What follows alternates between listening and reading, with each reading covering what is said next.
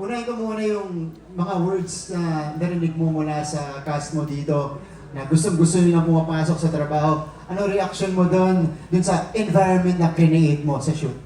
Yun naman ang goal ever since na bumuo ng show na habang ginagawa mo masaya. Kasi walang point na gumawa ng show na i-expect mong panoorin ng tao tapos sa loob nag-aaway-aaway kayo. O sa loob tensionado. Wala namang punto na ganun. So, maraming salamat kasi parang yung mixture nitong mga to, makulit tong mga to eh. So naging madali para sa akin na pasayahin yung set, na maging kalmado yung set. Pero ang unang-unang bilin ko kasi sa kanila, number 2 lang yung pagiging masaya. Number 1, dapat working yung set. Kung hindi working yung set, walang sense yung pagiging masaya. So, ito naman direct, let's put focus on our first time as a solo lead, si Anton. At meron bang moment o eksena so far dun sa mga na-shoot na na-realize mo para sa kanya tong Kamao? Nung unang araw, the first 2 days ng taping, nung kinuna nila yung eksena na Tito Roy, na thank you Lo, hindi Lo coach, yung gano'n. Yun. Nung nakita ko silang magka-eksena, sabi ko, okay, kakagat to. Para kay Anton to. Kasi walang ibang, tingin ko walang ibang artista na nasa age niya ngayon na meron yung charisma na gano'n, na pwede ka magbangko. Tapos yung number 1 para sa akin na character ni Anton is yung marunong siya makinig. Na very napakadali pang moldehin. Tapos, nandun din yung suporta ng tatay. Alam mo si Tito Roy kasi, action star to eh. Pero pumapasok sa tent ko yan, tapos sasabihin, okay ba yung damit ni Anton? Ay, Tito Roy, stylish ka naman. Pero, yung mga ganung pagkakataon, sabi, okay, para kay Anton to. Yung support, yung pagmamahal ni Anton dun sa craft na unti-unti ay nai-ingrain sa kanya. Kaya ayan, looking forward talaga ako sa mga susunod pang project nito si Anton. Kasi aabangan ko ito sa GMA. Yun, direct. Salamat. Ito naman, question para sa lahat.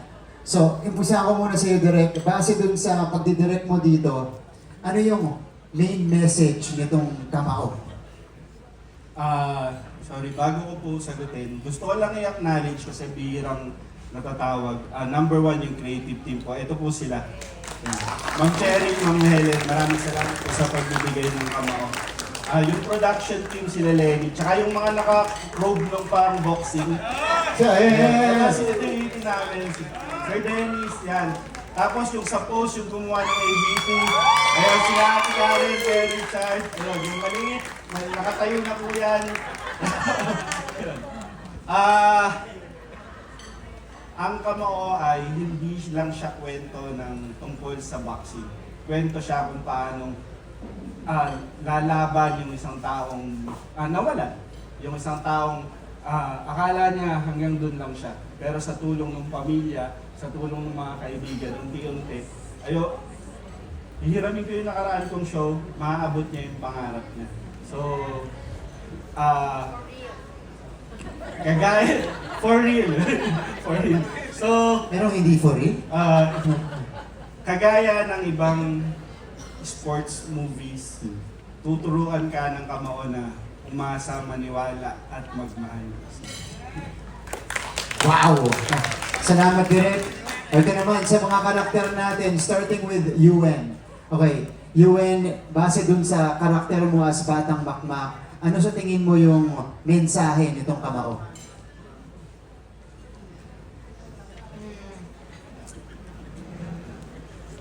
Baka kasi makaspoil ako. Hindi lang. Sige. Filter mo lang. Sa tingin ko po, ang lesson dito ay hindi lahat napapaniwalaan natin. Totoo. Uy, teka. Abangan niyo yung eksena na magsasabi ng lesson na yun. Yuen, thank you. Sunod naman, si Myong. Base dun sa karakter mo dito sa show, Yan, ano sa tingin mo yung main message nitong Kamao? Lesson. Siguro doon lang tayo sa palaging tama. Yun, huwag ka lang tumanig sa Galing, no? Iba-iba sila ng interpretasyon. Ikaw naman, Hellboy. Sa character ko, siguro isang lesson is despite all the challenges you have sa pamilya ni Makmak, sa mga nangyayari, as long as nagigising ka araw-araw, it's already a blessing to keep on going. Wow. That's a great message. Thank you. Yan, Tito Abdul. Base dun sa character nyo, ano yung main message? Yung titig mo, ayusin mo sa akin, ha? Touch mo ako, ha? Sige na, ito na lang. Ito na lang. Well, dito, no, siguro sa mga aral na mapupulot ng ating mga audience is marunong tayong tumanggap. Tulad nga nung sinabi ni Marcy is, advocate kasi kami dito, no? Matuto tayong tanggapin, di ba? Alam naman natin na ang ibang mga miyembro ng LGBT community is nabubuli. So dito, marunong dapat tayong tanggapin. Alam mo yun, na parang kahit kaya kami nandito ni Marcy is para sabihin natin pagsabihin si Kuya Neil na matuto kong tanggapin, di ba? And ayun, ikaw ba?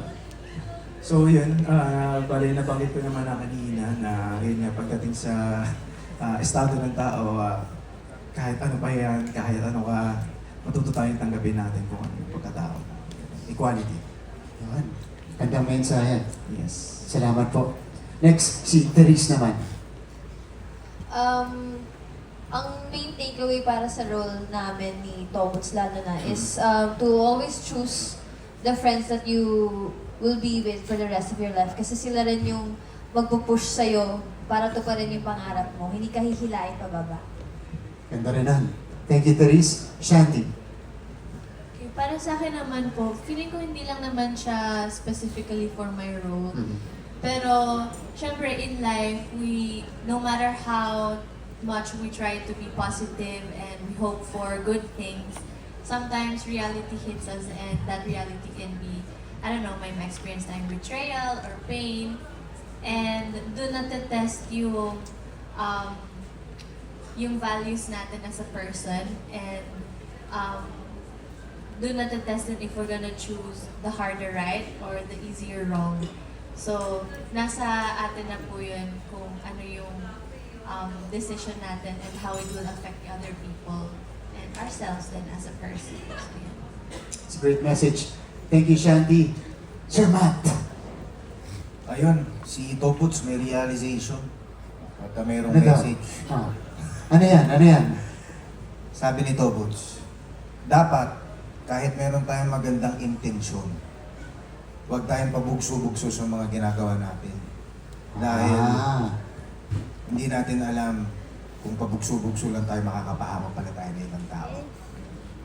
Okay. Lalim doon ah. Saan kaya mahuhugot yung mensahe na yun sa show, ano? Abangan na lang namin. Matt, thank you. Salamat, salamat. Dre, ikaw naman. Thank you. Well, sa akin po, sa point of view ng as a coach, yung mapupulot na aral again sa show is more of is to guide and help the next generation because they are our future. So bilang coach, gagawin ko lahat para itama sila. Gagawin ko lahat to call them out sa mga mali nila as a coach and I guess magiging father figure in a way. So yun, to be always positive at the same time, just be there and guide the youth. As a coach, yes. As a coach. Bruce, how about you? Well, sa akin naman as my character na si Lance, very tough yung relationship ko with Kaloy, which is my dad. Kasi of course, Kaloy is a very well-known boxer, professional boxer from before. And ako naman as Lance, syempre gusto ko maging ganyan. Kaya napaka-tough din ng the way Kaloy acts with me. Tough relationship, the way he talks with me. So ang main lesson ko dito as Lance is don't be too rough with yourself and always keep your feet on the ground. Hindi porket masama ang isang tao sa'yo, ilalabas mo sa ibang tao. So you need to keep your feet on the ground and do whatever makes you feel good. Yun lang naman makuha from here. Yeah. Thank you, Bruce. Okay, next, sa katabi mo, si Sir Wendell naman. Yes, based on my character here, ang may bibigay na mensahe na ipakikita ni Kaloy Olivares dito. He's a winner. Winner talaga siya. No? There's nothing wrong being a winner or maging goaler tayo or may achieve tayo sa buhay. In real life, sa lahat sa atin, walang masama. Pero minsan, kapag sobra talaga or madalas kapag sobra, yun yung makikita nila dito. Lahat nagsasakripisyo. Even your family, like what Bruce said doon sa character niya. Anak ko na siya, pero dahil gusto ko ma-achieve niya rin yung gusto niya dito, dahil nga panalo ko dito sa pagkakaalam ko, no? Nagiging tough ako sa buhay. So, yun yung sure ako na pag napanood ng maraming tao na hindi masamang mangarap, mag-dream, pero importante pa rin yung tulad na sinabi ng Direk Ellie, itong Kamao may pagmamahal. So doon ipakikita ng pamilya, ng Batong Bakal, kung paano ang magmahal. Kahit mangarap, mangmuna pa rin ang pagmamahal kasi kung hindi magsasuffer ang lahat. So yun yung Kaloy Olivares dito. Lahat talagang po pwedeng mapahamak dahil lang sa gusto niyang pangarap, even his family. Thank you, Sir Wens. Strong message. Doon naman sa pamilya Batong Bakal, si Sir Neil. Yes, I think ang core ng Kamao para kay Nonoy Batong Bakal is redemption. Dahil lahat naman ng tao nagkakamali.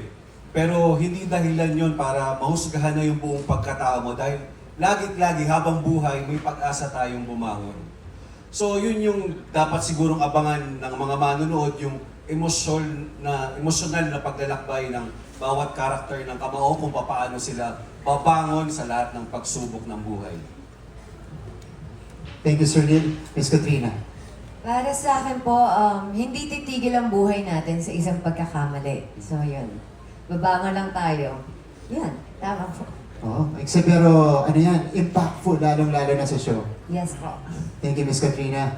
Si ano naman, Sir Roy, how about you? Ito, acceptance lang sa akin, no? Mhm. Dahil tatay nga ako yun. Bakla siya. Ngayon, pag hindi mo na-accept ang tao, tulad nung husband's lover, ang writing niya, yun ang gusto ko eh. Hindi ko ina-accept, sabi ko sa kanya, kapag nalaman kong bakla ka, papatayin kita. Yun, Eh, yung anak ko, si Tom Rodriguez, siyempre, pinasok ko sa sundalo eh. Para maging lalaki siya. Alam kong lalaki siya, di ba? Nagbaril ng sarili siya doon. Bakit kung mamatay talaga siya doon? Paano? Diba?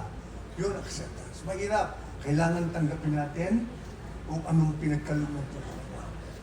Acceptance yun. Mahirap. Baka may mangyari pa sa kanya masama. That's it. Okay. Acceptance for Sir Roy.